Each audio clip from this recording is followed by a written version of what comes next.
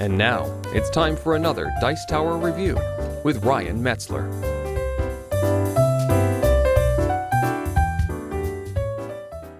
Hey everyone, Ryan Metzler here, and today we're going to be taking a look at one of the Russian games that I received recently. We're going to take a look at Potion Making Practice, which, as it sounds, is a game about making potions. Out of combining different cards, which represent different elements of a potion, to make smaller potions, and combining larger potions or smaller potions into making larger potions, and even talismans. So you're going to be playing cards to the center of the table as elements, you'll be collecting those to make potions, and you may even be able to steal some potions from your opponents. So with that said, let's take a look at what comes inside this box, how the game plays, and then I'll give you my thoughts on it. So here you can see the cards that come with Potion Making Practice, which is going to be most of the game. And then you can see two different score tracks, one for keeping track of 10s, and one for keeping track of individual 1s. So you'll count up 1 through 10, and then when you get to 10, you'll be on 10, 11, and so forth and so on. Pretty straightforward on keeping track of points. It goes all the way up to 150, which seems like it's never going to be used, but they have it there just in case. Here you can see the starting cones for 2 players. The game plays up to 6, so there could be a lot more pieces here, but really that's everything for scoring. The rest of the game is going to be played with this deck of cards, and these cards will represent several different things. First, each card is going to represent a type of good. So for example, let's take a look at this card here. This is an element of firelight. So if you use this card as an element, it's firelight. Great. It also happens to be a great elixir of eternal love, which is going to be worth 6 points if you manage to make it.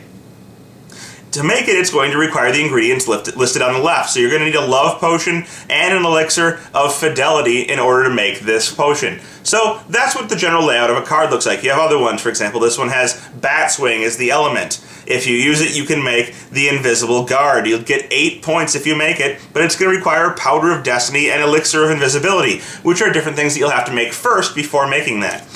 And then you have more simplistic cards. For example, you have the Elixir of the Master of Plants.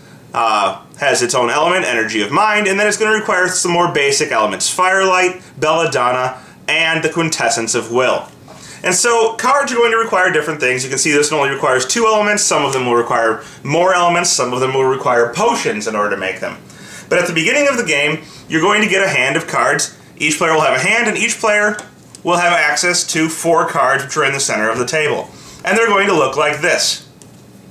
And these are going to represent elements that players will be able to take from the center of the table in order to make potions, in combination with cards they have in their hand. And the cards that people have in their hand are going to represent formulas that they're trying to make, or cards that they can discard to add to the elements.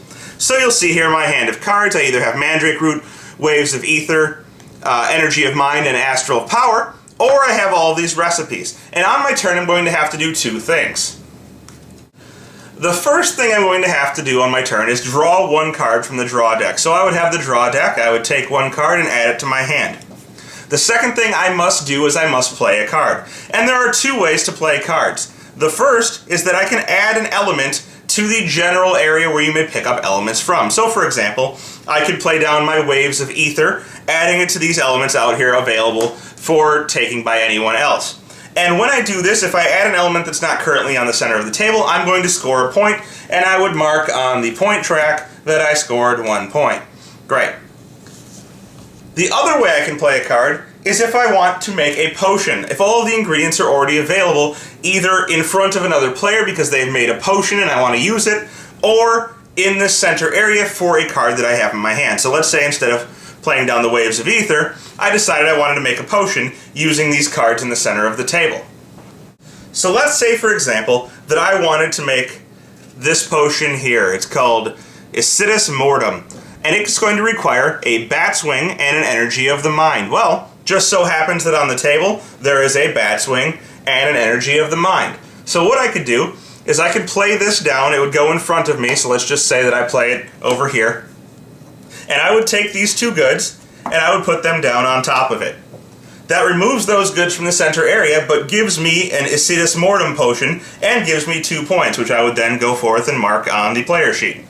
This potion would then be available for use for other people for making different potions. Maybe one of their potions requires an Acidus Mortem potion as an ingredient, or I could use my own ingredients in order to make new potions.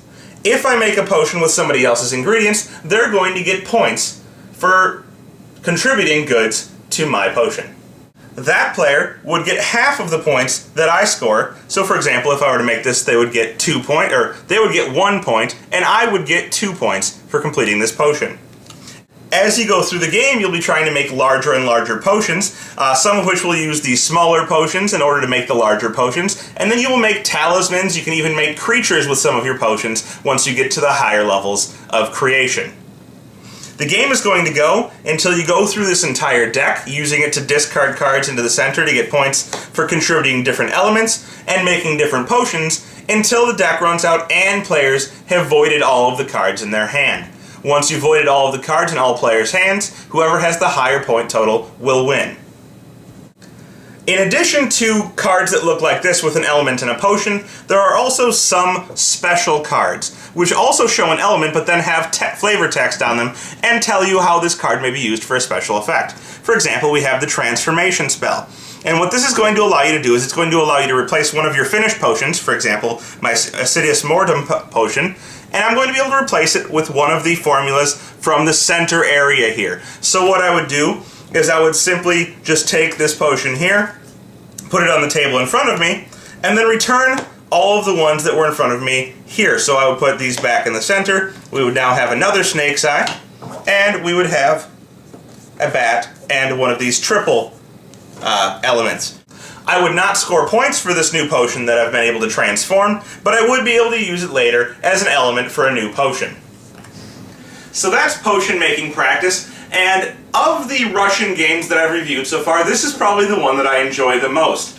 Now, it's very luck-based. Getting the right elements in order to make your potions is going to be based on the luck of the draw. You're not going to do well if you don't get the right cards. But there can be some planning using those different types of spells that I showed you, for example, that transformation spell, in order to pull a potion off of the table in order to get an ingredient that you need for a larger potion.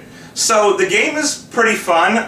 Sometimes it might last a little too long, but it's nice as a little bit of a filler game. So if you like interesting combination-making card games where you're trying to gather resources and use them to make a larger resource in order to make even larger resources, I think you might enjoy potion-making practice. If you're not looking for a filler card game, or you're not a fan of anything being luck-based, you're looking for something that you can definitely guarantee all of your moves are going to work, I wouldn't look at potion making practice because it's probably going to bother you that you're going to constantly be limited by luck of the draw. Thanks for joining us today.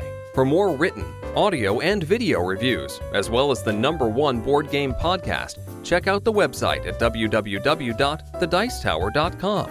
Until then, this is Eric Summerer, and you've been watching The Dice Tower.